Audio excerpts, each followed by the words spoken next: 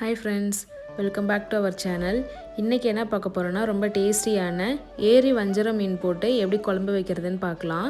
இது ரொம்ப சூப்பரா இருக்கும். ட்ரை பண்ணி பாருங்க. அதுக்கு ஒரு கடாயில கொஞ்சமா எண்ணெய் ஆட் பண்ணிக்கோங்க. 2 பெரிய வெங்காயம் சின்ன சின்னதா கட் பண்ணி சேர்த்து நல்லா வதக்கிக்கோங்க.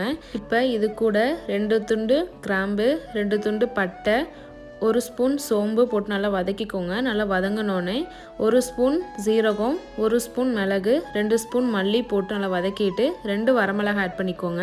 நல்லா வதங்கினதுக்கப்புறம் 2 மீடியம் சைஸ் தக்காளி போட்டு நல்லா வதக்கிக்கோங்க. இதுக்கு தேவையான உப்பு போட்டு நல்லா வதக்கி ஆறினோடனே மிக்ஸி ஜாரில் சேர்த்து நல்லா ஃபைன் பேஸ்ட்டாக அரைச்சி எடுத்து வச்சுக்கோங்க. இப்போ ஒரு மண் பாத்திரத்தில் 3 ஸ்பூன் நல்லெண்ணெய் ஆட் பண்ணிக்கோங்க.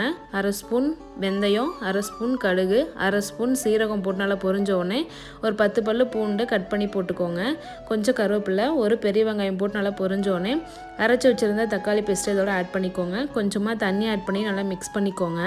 இப்போ இதுக்கு தேவையான உப்பு ஆட் பண்ணிவிட்டு மசாலா ஆட் பண்ணிக்கலாம். 1/2 ஸ்பூன் மஞ்சள் தூள், 3 ஸ்பூன் காஷ்மீரி மிளகாத்தூள், 1/2 ஸ்பூன் குழம்பு மிளகாத்தூள் ஆட் பண்ணிவிட்டு 1/2 ஸ்பூன் மல்லித்தூள் ஆட் பண்ணிக்கோங்க.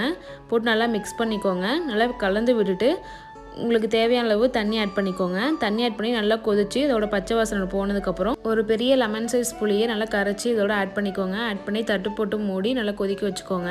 இப்போ இதுக்கு தேங்காய் பேஸ்ட் ரெடி பண்ணிக்கலாம். 1/2 மூடி தேங்காவை கீறி போட்டு நல்லா ஃபைன் பேஸ்ட்டாக அரைச்சிக்கோங்க. நல்லா கொதித்து வந்த உடனே இந்த தேங்காய் பேஸ்ட்டை இதோட ஆட் பண்ணி மறுபடியும் தட்டு போட்டு மூடி கொஞ்சம் நேரம் நல்லா கொதிக்க வச்சுக்கோங்க.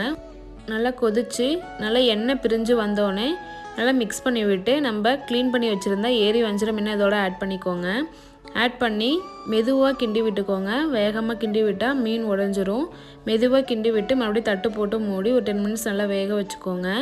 ஒரு 10 மினிட்ஸ் கழித்து ஓப்பன் பண்ணிட்டு கடைசியாக கொஞ்சமாக கொத்தமல்லி இலை தூவி ஸ்டவ் ஆஃப் பண்ணிடலாம்.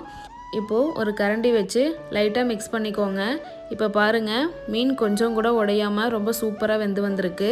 இந்த மாதிரி மீன் குழம்பு வச்சு ட்ரை பண்ணி பாருங்கள். ட்ரை பண்ணி பார்த்துட்டு எப்படி இருந்துச்சுன்னு கமெண்ட் பண்ணுங்கள். அப்படியே என்னோடய சேனல் உங்களுக்கு பிடிச்சிருந்தா மறக்காமல் சப்ஸ்கிரைப் பண்ணிக்கோங்க. தேங்க்யூ.